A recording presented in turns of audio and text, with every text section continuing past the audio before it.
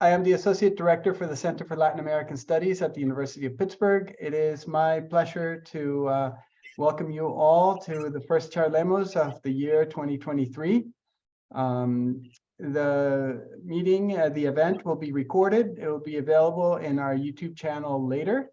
We are also pleased to have among us people that you're quite familiar with in the Charlemos team, Javier Corrales and Raul Sanchez-Urribarri, both who will be discussing Autocracy Rising. And our discussant for today will be Jennifer Cyr. And without taking any more of your time or your attention, I will just hand it off to Jennifer. Thanks, Manuel. Hi, everyone. Welcome to, I don't know what iteration this is of Charlemos, but we're still going strong after 2 years. And it's very exciting for me to talk today with Javier Corrales and Raul Sanchez-Urribarri. Let me introduce both of them, and then we will jump into the text and start talking about Venezuelan politics. So Javier Corrales is Dwight W. Morrow 1895 Professor of Political Science at Amherst College.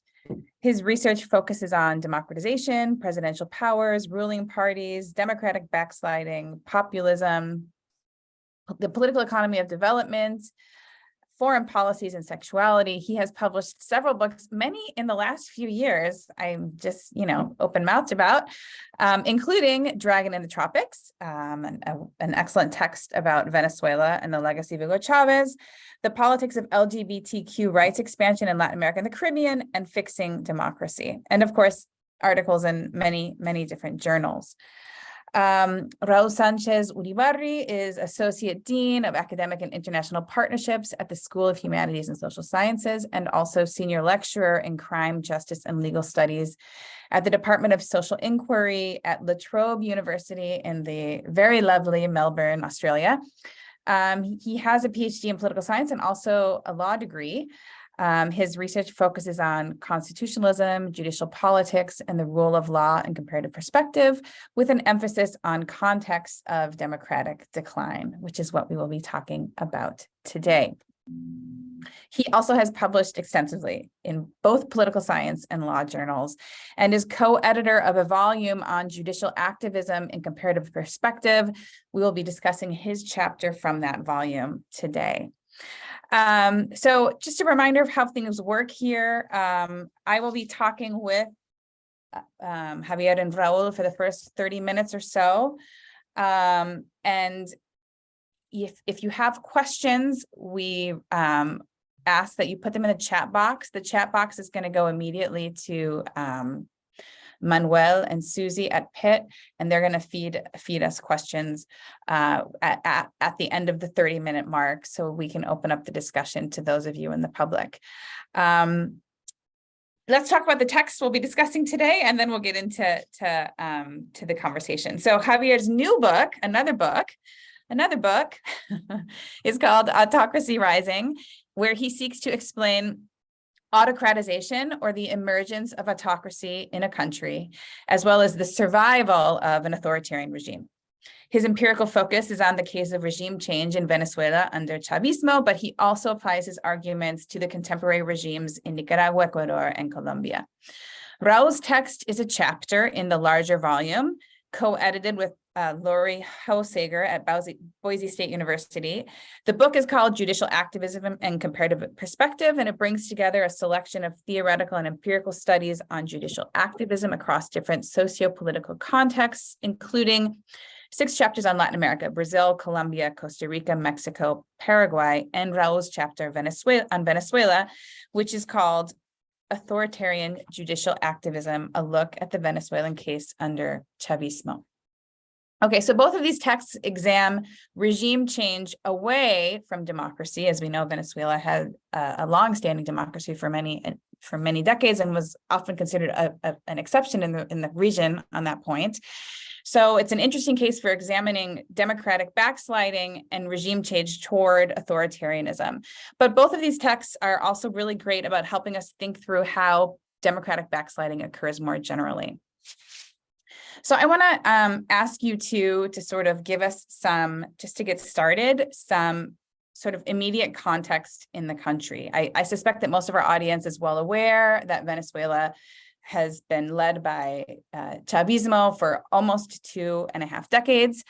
It does bear recalling that as of just 3 years ago, Venezuela found itself in a rather strange political institutional position. I'm going to quote Javier's book here to provide some context.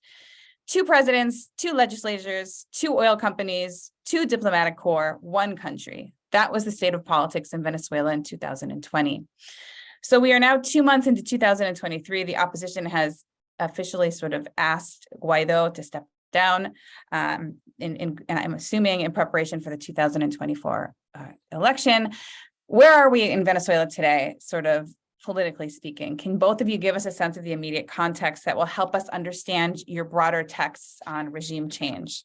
Either of you can start on this question. I'll start. Thank you so much, Jen, and everyone who has joined us. Thank you very much, and I love the chance to talk with Raul about this, and all of you who are able to contribute. The book is not out yet. I'm hoping any moment, so thank you for being patient. Let me just say that, yes, we have a dictatorship and we have the survival of Maduro, but why do I find this to be puzzling?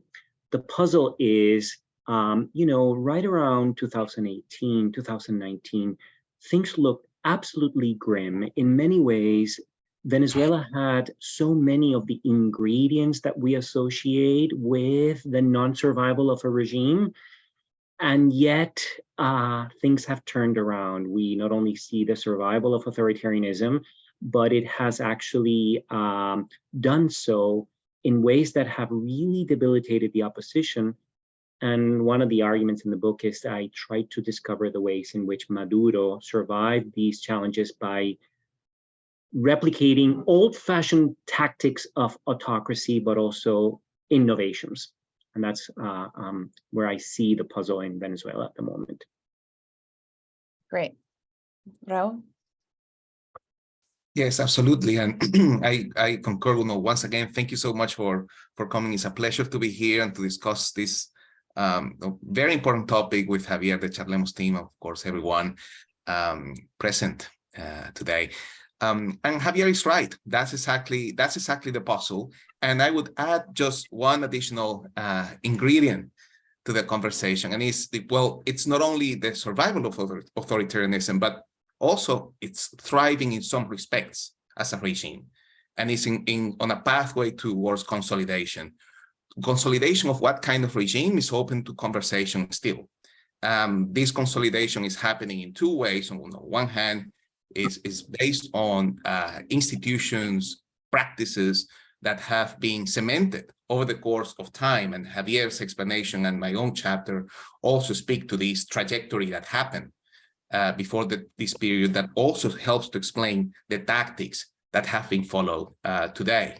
And then on the other hand, a variety of new tactics and ideas that make it really hard to predict what particular kind of regime we're going to have with respect to key elements such as the economy or such as the interaction with civil society. We know it's authoritarian, we know it's consolidating, but the definitive shape of the different institutional components of this authoritarian regime, some of them are still information. Okay, that's really interesting. So let's talk about then how we got here. Javier, I want to turn to you, and you make 2 principal arguments in the book, and I want to turn to the first one to have you talk through, how is it that a country like Venezuela that did have this sort of long trajectory of democratic rule, how does it transition? How do you explain this transition from what you call a democracy under stress at the end of the 1990s to a semi-authoritarian regime before they become authoritarian, sort of that first step?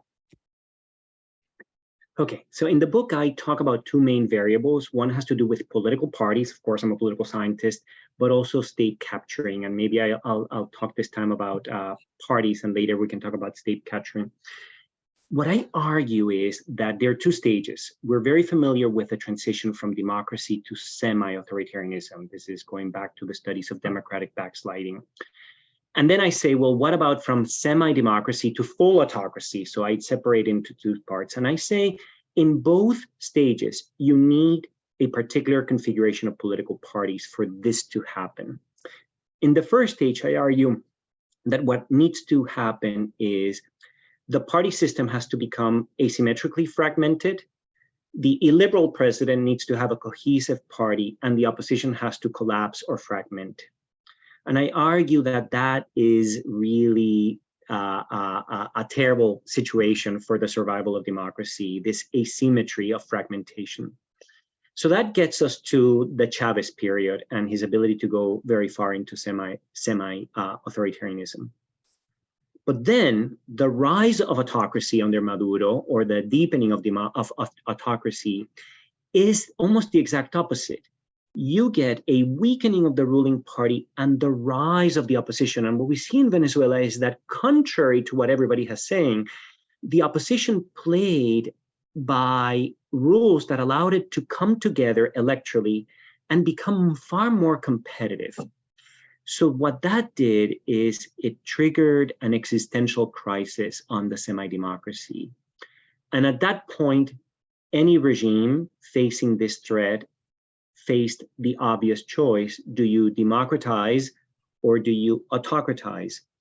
And Venezuela chose to autocratize. The Maduro regime chose to autocratize. And this, I'm going to sound a little bit silly, because it was able to, because it had already acquired the institutional capacity that you needed.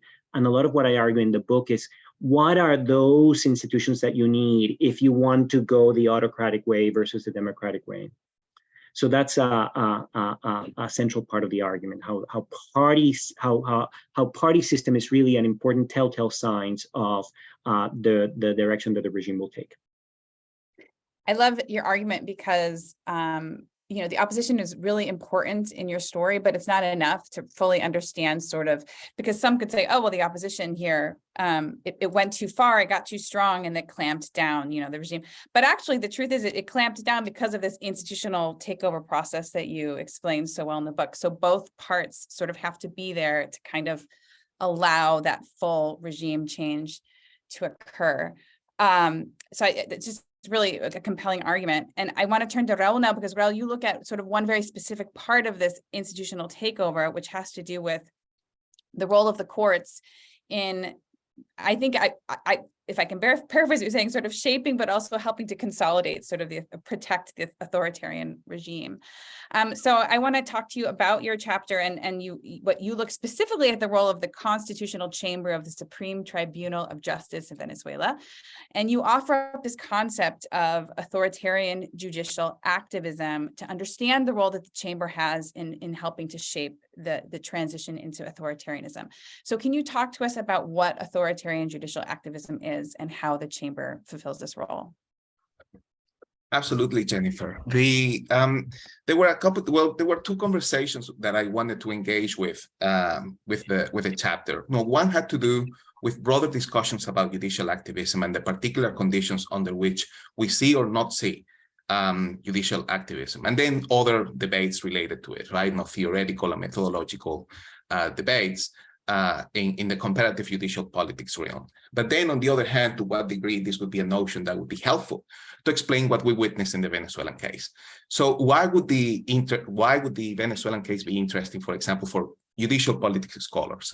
Well, among other things, we start with 1998, 1999, chronicle Venezuela, the trajectory of the judiciary in Venezuela, the Venezuelan judiciary with relatively low levels of legitimacy, but a judiciary that had had moderate levels of independence, certain problems with respect to penetration by political parties and informal connections, but at the same time, a degree of interaction in civil society and conflict resolution through the courts based on the rule of law. So certainly a case where we see problems happening. It is in this context that the judiciary is institutionally endowed with a whole very wide catalog of judicial review powers. The constitutional chamber is created in the new 1999 constitution with the whole premise that that institution is going to be a bulwark of democracy during the transition to what was supposed to be a participatory democracy according to the 1999 constitution. What ended up happening was very different, as we know. The usual characterization of what went on is that, well, the Supreme Court was Chavista and played a role on behalf of the regime right away. The story is a bit more complicated, and that's what I try to chronicle in the chapter, because it is true that the chamber becomes a key ally in the process of autocratization, but it is also true that it tries to play a hand of institutional power for itself and accumulate as much power as possible within the regime. So it actually engages in instances of protections of rights at the beginning of the process. We're talking 1999, 2000, 2001, and plays a key role in the transition to the new, broader constitutional regime. This actually is a double-edged sword, because on one hand, it becomes perceived as an institution that could potentially play a role for democratizing the country. And we see some level of participation of the opposition and other actors and those first few years. But at the same time, as was warned many years ago by a Mexican scholar, Pilar Domingo, well, the judicialization of politics can also entail the politicization of the judiciary, as we know. This was also a very strong clarion call for Chavismo, that it wasn't only necessary to control the court, but that it was essential to bring the court in as a key actor of the regime for the consolidation of the regime and for whatever it needed to happen in order to consolidate the position of Chavismo within the new nascent regime. And from here, we ended up seeing a constitutional chamber and a broader Supreme Court that became a bulwark of authoritarianism, not only protecting the regime from the opposition, but actually becoming a key tool for purposes of governance, legitimizing repression over the course of time until the last few years. So this is really interesting, because in addition to, I think, I'm going to ask a follow-up question here, but in addition to sort of helping to shape the authoritarian regime, it also crafts a lot of power for itself. And in this way sort of becomes invested in the longevity of that authoritarian regime, but also sort of invested in its own sort of power that it's constructed. So I'm curious, in terms of sort of judicial activism, and that maybe what we could be seen as sort of a strange balance of power between the courts and the executive and the authoritarian, right? If Maduro and his regime starts to encroach upon those spaces of power that the courts have crafted for itself, do you think that could work against the authoritarian regime? Like, will they protect their own sort of power in the face of, any encroachment on them? I don't know what I'm getting at here. It's sort of like biting itself. The Frankenstein effect is what I think Javier would have called it in the book, right? It's where sort of in bringing in the courts and empowering the courts, it could eventually turn against them. I don't know. Yeah, no, well, one essential component that we see, and this is something that I argue in the chapter, but I've also tried to argue in other related projects, is that for this process to work from the point of view of the regime, every few years we will see a repacking of the court. Yeah. Even within an authoritarian process, we will see either a repacking or some other forms of court curbing or optimization of the use of the court as a tool. And in fact, in the Venezuelan case, we see it happening. We see it happening in 2004, which was 2003-4, which was essential for the retaking of the court and the sort of the court's transition to play a collaborative role, an open collaborative role in the regime.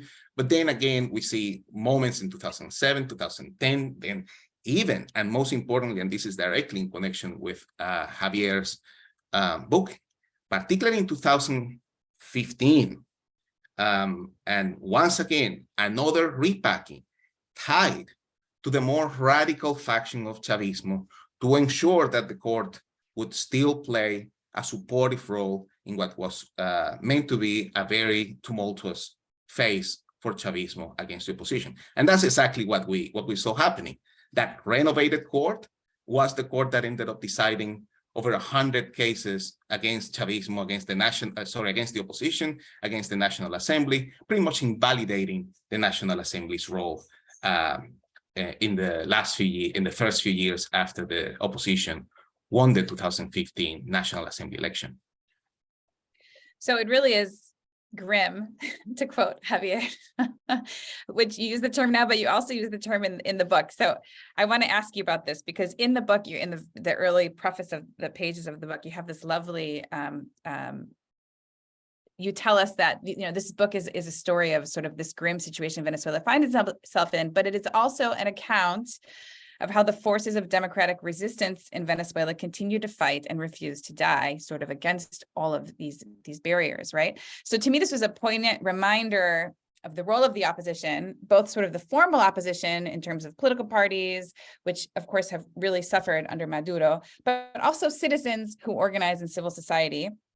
And very recently, you know, or now actually, we currently see that the government is attempting to legislate away sort of the capacity for NGOs to sort of, you know, form on their own rights and without being monitored. So what is this piece of, you know, civil resistance? Javier, talk to us about this side of the coin in terms of like what civil society has done and what citizens in general are doing to resist autocracy to the extent that they can. To answer that question, I want to say something to supplement what Raul just said, that in many ways, I think that what is making so hard for democracy to happen is that Maduro has reinvented ways of being autocratic. And Raul, in my opinion, was describing one way that it does this. Mm. I also see that what it's doing is it's taking, authoritarianism today is challenging Weber's notion that you need to centralize power in order to have full power. What Maduro has done is to work with many organizations, including the courts, and granted them a certain degree of autonomy and ability to have a share of power.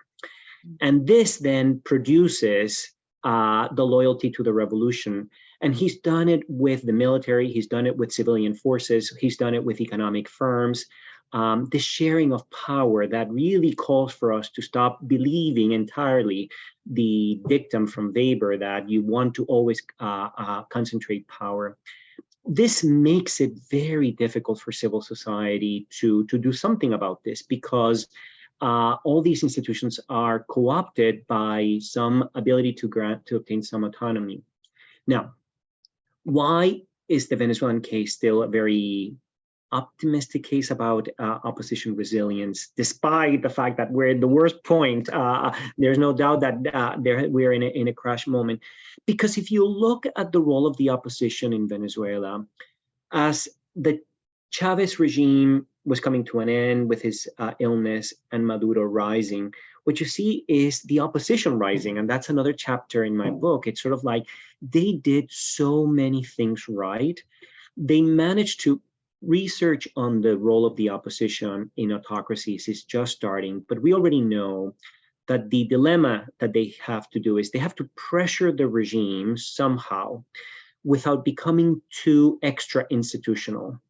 Nobody plays that game very well, but the Venezuelan opposition did some of this with a combination of protests when they needed to happen, but also electoral organizing. And this cornered the regime in a way that no other force had done before. It just turned out that the regime developed an ability to overwhelm these strategies. The innovations of authoritarianism were far greater than the innovations from the opposition. This is not to say that they didn't make mistakes. In the last 2.5 years, perhaps the biggest mistake was to move away from electoral politics. This has always been a mistake, but up until that point, they were fighting back. Some of you know that I am of Cuban-American extraction. And for me, Venezuela is an example of autocracy rising, hence the title of the book. But when compared to what happened to Cuba's opposition to the communist revolution of Fidel Castro in 1959 and 1961, by 1961, it was pretty much over for the opposition. The opposition abdicated. I don't think that this has happened in Venezuela yet, despite the fact that this type of authoritarianism is perhaps one of the meanest and smartest we have seen in Latin America. And there you have it. You have an opposition that is still out there. Who knows for how long? But it gives me some hope within this otherwise grim scenario. let me ask a question. I'm going off book here. Little side note for everybody. We go over some of the questions before Charlemos because we want the authors to feel comfortable talking about what we're going to talk about. But this makes me think about maybe the role of international actors, right, in terms of supporting civil society, supporting the regime, maybe trying to support civil society, but sort of stepping over their feet, making it harder. I mean, what is the role of international? I mean, the United States and other countries in terms of both propping up the regime and forcing it to squirm a little bit. Like on balance, do you think sort of these pressures against the regime from externally have had any impact? Jen, I think everybody has so many views on this subject, but let me just give you my view, and it's just my view. I think what we have seen is, of course, the strategy of maximum pressure. For those of you who don't know, the United States decided to apply some of the most difficult pressures, including a tightening of the embargo and encouraging the opposition to take a very hard line, transforming Guaido, which was playing by the rules, into an actor that would say, I'm not going to play by any rules, sort of like be absolutely recalcitrant. And I think what we have seen is a case where this has failed. Is this one observation enough to say that the policy doesn't work? Maybe not. But I think over time, I have to be honest, and maybe I'll change my mind. I do think that the strategy of maximum pressure on modern autocracies, if they don't work at first, sort of like you get one or two shots, and if it doesn't topple the regime, then it becomes a tool to empower the regime, which is what we observed. Because regimes discover, if they survive the initial blow, and it was a serious blow when the embargoes came in and the Guaido phenomenon emerged and all those countries sided with Guaido. This was really an existential crisis for Maduro. If they survive it, then they develop the incentives to figure out ways to export the cost of this pressure. And what it ended up doing was the maximum pressure strategy, we now know, encouraged the regime to develop its own maximum pressure on the opposition.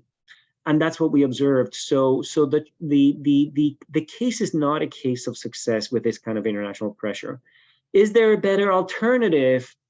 I don't know. I could also say, there are examples of being softer with authoritarianism, is giving a free pass. That doesn't help as well. So maybe the conclusion is we're in an era, part of the era of being in democratic recession is that international tools to try to deploy to help countries navigate through rising autocracies are not working now as they might have worked in the past. Raul, do you want to say anything on this point? Yeah. Yeah, and I absolutely agree with Javier, and I'm going to add just one additional variable. When we think about the international dimension, typically we tend to think about, in the case of Venezuela in particular, we tend to think about the West. It's the first, and of course, is the sort of the key traditional perspective, given the ongoing confrontation between the U.S. and Venezuela over the course of years.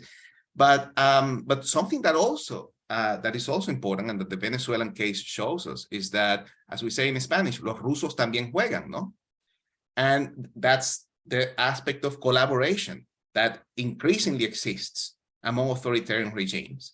And in the Venezuelan case, particularly after the 2019 crisis, we see a Maduro regime extending as much as possible its connections and tentacles and using them effectively with traditional and even some non-traditional allies, both formally and informally. For example, the survival of the economy in on itself is a really hard case study to analyze, because so much of it is happening behind the shadows of cryptocurrency and all sorts of hidden networks that once again have strong connections with authoritarian polities that Chavismo has been collaborating with over the course of years. So that's a very important side of the international angle as well. I think it's really fascinating because what you're both saying is that for a 21st century autocracy to be successful, it has to really be innovative and clever. And I don't know if I would ever have said that about Maduro and his regime, but it's really fascinating, right? In a world of sort of a democratic zeitgeist, you have to find ways, really clever ways to sort of push forward your regime. I want to move to a question. Matt Cleary asks a question, and I just want to encourage everyone in the audience, if you have other questions, I'm sure you do, to send them into the chat and they'll be channeled through to me. So this is a question from Matt Cleary, excuse me. Sorry, Matt. Question mostly for Javier. He spoke of a shift from semi-democracy to full autocracy under Maduro. But Raul says the court was captured by 2004. The electoral system closed down by 2006. So wasn't Venezuela already fully autocratic while Chavez was still in power? And if so, how might that affect your argument, Javier? He gives a great description of the logic of the regime, but Matt doesn't quite understand what's at stake in calling it a transition from semi-democracy. Where do you draw? This has been one of the hardest things for me because, it's sort of like, when does the late Middle Ages end and the Renaissance begins? And so this is the opposite question. When is it that we go from semi-darkness to full darkness? I do think that under Maduro, what happened in 2015 when they lost the Congress, so there's enough democracy under Chavismo for an opposition force to compete in a midterm election and get Congress, because you still have that, however minimal that is. That suggests to me that there was a chance for the opposition, and they were taking advantage of the spaces that were still left. So that's why I don't think it was fully autocratic. But the response by Maduro at that point goes much farther than Chavez ever went, in part because Chavez was always winning, so he didn't have to repress the opposition. So maybe the regime was ready for the crackdown. But under Maduro is where we see an effort to basically, I'm going to get in trouble here, but basically a sort of self-coup that he, through legal gimmicks that Raul knows very well, managed to basically disempower the Congress and go after opposition parties. That to me marks a line, but I'm sure people will disagree as to where that really happened, but that's where I would draw it with that 2015, 2016 moment. Yeah, I do have a regime change question, but I didn't ask it because I think we really haven't quite pinned that down, and the extent to which that matters, I think, is also a good question to ask, right? So there is another couple of questions here. This is for both of you, from Pablo Hernandez Borges.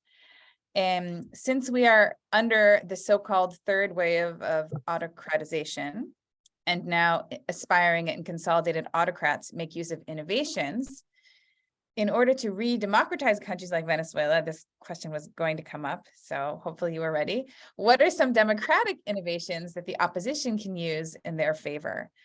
So here that he recommends some novel voting systems for selecting leadership and candidates. Like, what are some innovations that we've seen or that we might see, or that you think we could see? That's a tough question, the perspective one.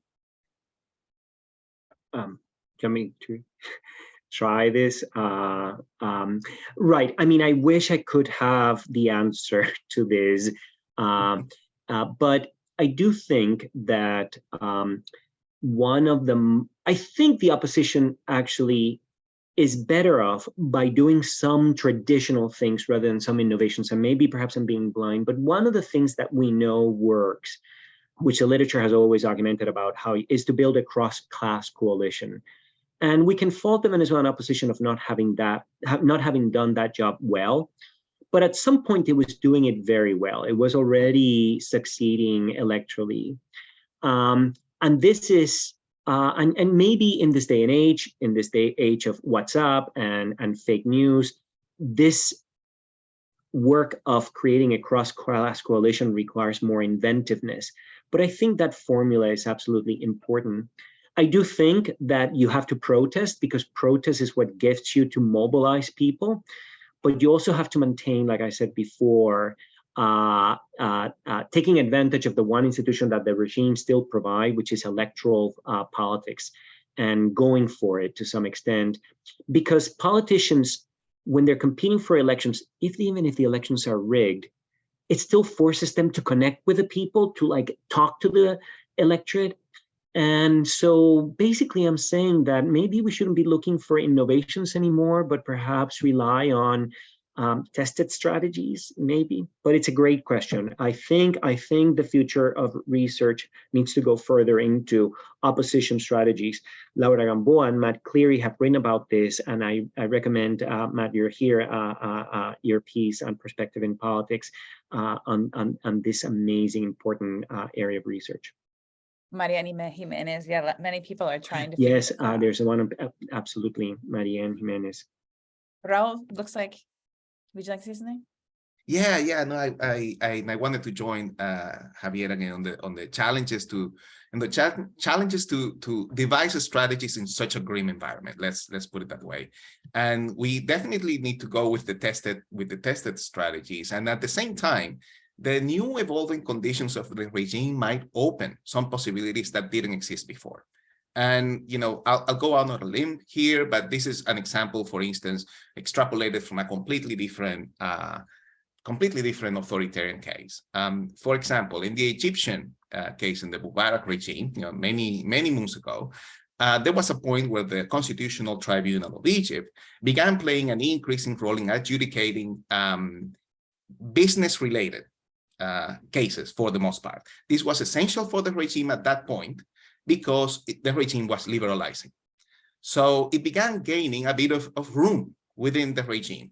These weren't exactly liberal-minded judges, from what I understand, but they had still been trained in the rule of law and they appreciated the value of those instruments. So what ended up happening was that also became a very selective but still productive hub for civil society to engage with. Is that there's a sort of complementary relationship between what was traditionally business-related, quote-unquote, very limited rule of law pocket within an authoritarian regime, but that opened new possibilities. In fact, the story ended up being sad in the longer run because the regime noticed that that was happening and ended up, again, shutting down the judicial space. This is pretty much what I remember from Tamir Mustafa's book, which, by the way, I recommend. But extrapolated to the Venezuelan case, right now, one of the very interesting developments happening is that the judiciary is undergoing a quote-unquote revolución judicial, another one. But the idea behind that revolución judicial is to optimize the judiciary a bit from the point of view of a state institution. They acknowledge the judiciary is not working. They acknowledge there are no cases being very few cases being brought to the attention of the courts. A lot of things are happening in the shadows. So they want to reinvigorate the institution. Could that lead, for example, to a potential scenario where the courts start playing again at least a limited role in controlling authority at the municipal level, in administrative law, in cases involved? We don't know, but it could happen. So this is the kind of analysis I feel that we're going to have to do with respect to each one of the contestation arenas mechanism that might exist. It seems like what you're both sort of saying is that, you know, traditional tactics, new tactics, but perhaps, you know, just as we don't expect autocracy to happen overnight anymore, maybe re-democratization also will not happen overnight, right? And so we're going to see sort of institutional innovations that we may only understand the consequences of, you know, years from now, right? In terms of sort of their impact on liberalization. And this is me trying to make a segue to Leonardo Vivas. There's a lot of questions now. And so I'm not sure we'll be able to get to all of them, but this is a really great question because it speaks to this idea of sort of potential liberalizing, giving space within the authoritarian regime.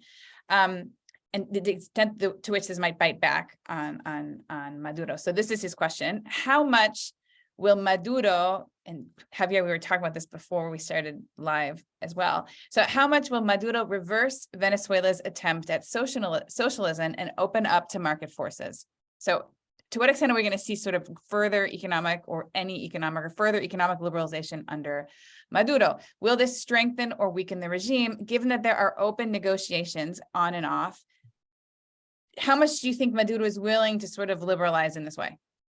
Economically, Leonardo also asked about elections, potentially trying to make them a little bit freer and a little bit fairer and sort of opening the pressure valve there. What do we think? This is a question for either of you. I pointed to Javier because he had talked about this earlier, but really this is for either of you.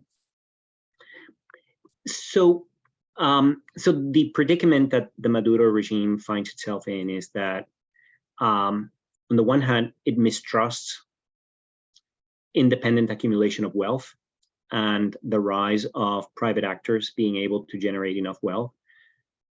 But also it's in such an economic hole that it needs whatever engine of growth it can stimulate. And I think the regime continues to be very divided about this. So what the expectation from an argument like this is that you're only going to see baby steps. You're going to see baby steps and you're only going to go as far until you leave a situation of apuro, of being in dire straits. And then you're probably going to go back to your old ways, because the truth of the matter is that what we have now, and this is one of the innovations of the regime, is that it is becoming an autocratic regime in which a lot of the support depends on the state granting important monopolies to important groups. And those spaces that are being given out eliminate incentives for economic liberalization, because what you have is you have to protect the businesses of some groups, and especially the military, legal or illegal. So I expect muddling through an opening here, but 2 steps back. I don't expect a Vietnamese style liberalization in economics. That's actually a very good point, and once again, one of the key questions in Venezuelan politics at the moment, directly connected to the question of Venezuela se arregló or not, meaning the Venezuelan economy coming back and new restaurants popping up in Caracas and even other big cities in Venezuela and so forth. The reality is that the re-emergence of the Venezuelan economy is still fairly little when compared to the decline that existed in the last 6 years. I mean, we're talking about a country that lost, if I recall correctly, between 60 and 70% of its GDP over the course of the last 5-6 years. As we know, it's lost population as well. Over 6 million people have left. So it's Venezuela se arregló? No.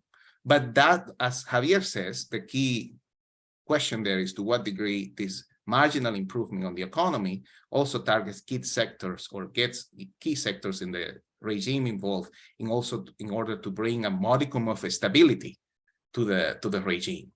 And that's the key issue. A very interesting article that just came out, for those of you interested on this topic, came out on Current History this month by Antulio Rosales and Benedicte Bull. And also there is ongoing, pretty much anyone interested on this topic, you can look at prodavinci.com, because pretty much every week or two you'll find an analysis about the Venezuelan economy by Venezuelan economists living in Venezuela who are trying to make sense of the mayhem as it goes. Now, one thing I do want to say is that we have already seen a very dramatic form of liberalization.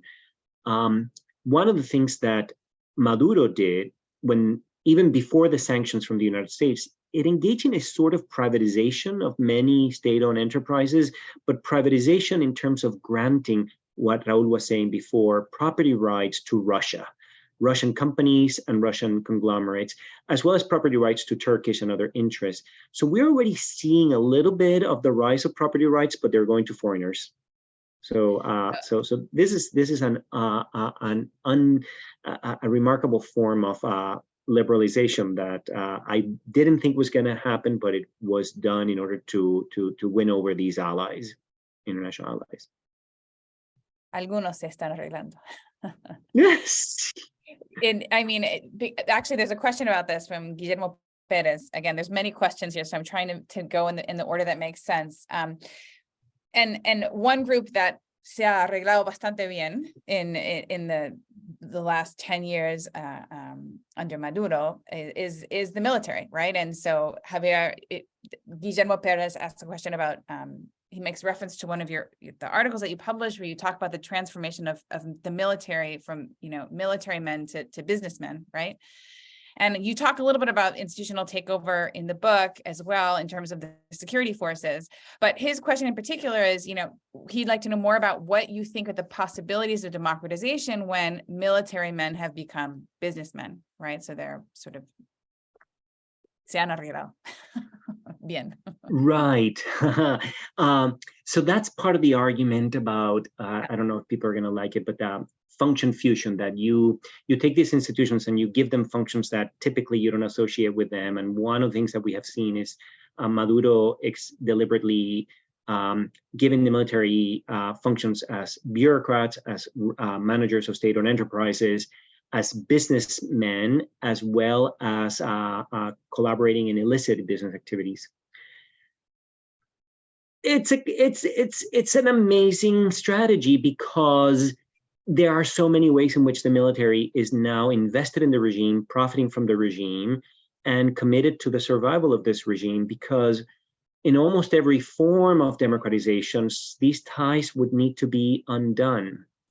That said, I do think that there is an element of the military that is very uncomfortable with the kind of chaos surrounding this regime. The granting of all these spaces does provide a certain degree of unpredictability.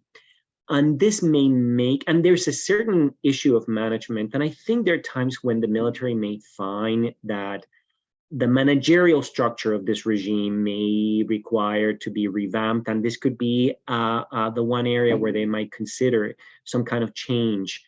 But in general, they are very on board. I mean, you have not just the military, the minister of Defense is a military guy, but the Minister of Agriculture, for example, just to give you an idea of this proliferation of functions given to the military. It is one of the complications, and when Guaido called on the military to defect, and many did defect, so many stayed behind, I think, because there were business interests involved, all generated by Maduro. I mean, I thought the concept of function fusion was really fascinating and just lends credence to this idea of institutional innovation and sort of giving some autonomy and to further invest different groups into the regime. I'm just going to put that out there. I was one of the people who I really liked it and responded to it, and I am thinking about it still. In other contexts as well, right? Not just in this particular context. But I want to turn to a set of questions by Maria Pilar Garcia Guadilla, who is asking, sort of on the one hand, she's saying that, well, okay, so let's see. So she says, what is the role in these processes of the increasing control and criminalization of the mass media on the one hand, and on the other, most people right now in Venezuela are just struggling to survive. They're struggling to just live. And so politics is becoming, let's say, increasingly less important for Venezuelan citizens. Does this work in the favor of the regime, or does this sort of dire sort of existential crisis on the part of civil society suggest that there is potentially, that stability is potentially going to be in question in the near future? Raul, do you want to go? Yeah, yes, absolutely. I wanted to, well, and thank you so much, Maria Pilar, for your question. I mean, we haven't talked, for example, about the media, about mass media, and about social media, which is and about, for example, the protest space. No, as you know, the Venezuelan case has many angles, and the survival of the regime has many angles from which it can be analyzed.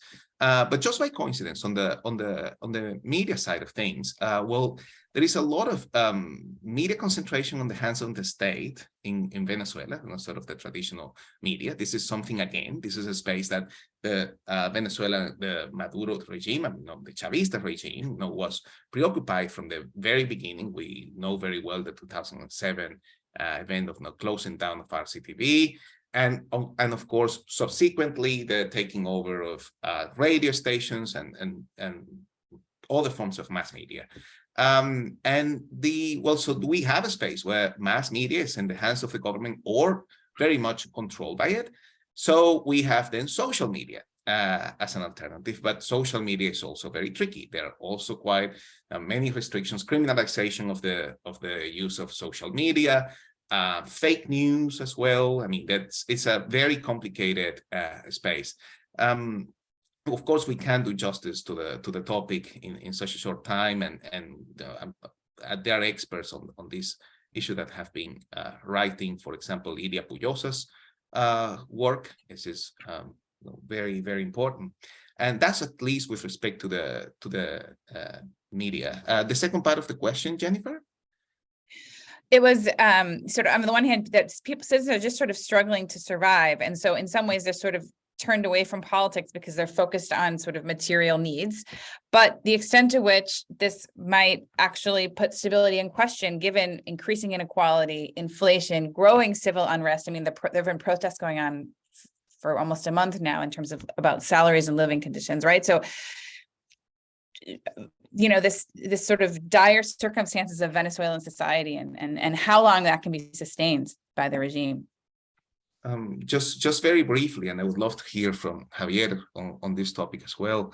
Well, the reality is that the vast majority of Venezuelans, whether living in Venezuela or overseas, are focused on surviving at the moment and live very precarious conditions. Now, we're talking about a country where still, according to the last INCOVI survey that Universidad Católica Andrés Bello released, talking about a country that has at least 70–80% levels of poverty, and a very dire type of poverty where you don't really have the assistance of state institutions as you would. So in those kind of circumstances, people's attention is first and foremost on surviving, as Maria Pilar is saying, and that I think, coupled with all the other elements that we've been talking about, make it very difficult for people to focus on regime transition or making efforts towards protesting. On the other hand, they're also very discontent with the regime. And that's also something that surveys show. And recent surveys suggest at least 70% of the population unhappy with the regime, even many Chavistas. So that underlying discontent still exists. There's a situation in which the regime knows that keeping society in survival mode is a type of exit from politics, which is good for the survival of autocracy. But what Raul is reminding us and Maria Pilar is telling us is that, but what's happening is that it's generating a constant low-grade fever in that these protests are always there. And so we never really know what's going to become of this. This is a very complicated game.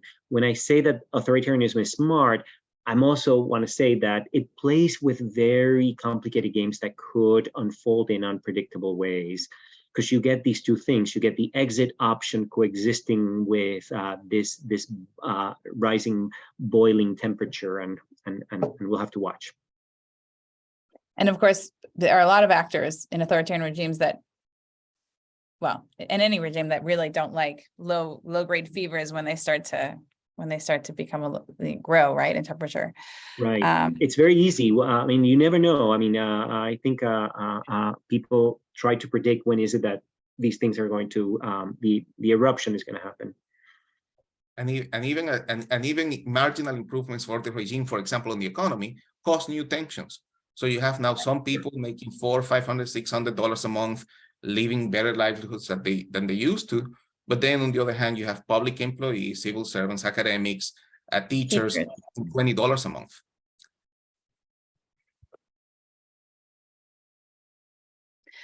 Well, that is a grim note to end on, but it's been a really fascinating conversation. I want to thank both of you for giving us your sort of time and your wisdom on this matter. The book will be out soon, we hope, with Brookings Institution. Is that right? Yes. And your book, Raul, which is also going to be Comparative Judicial Activism, and that's really fascinating. That will be out 2023.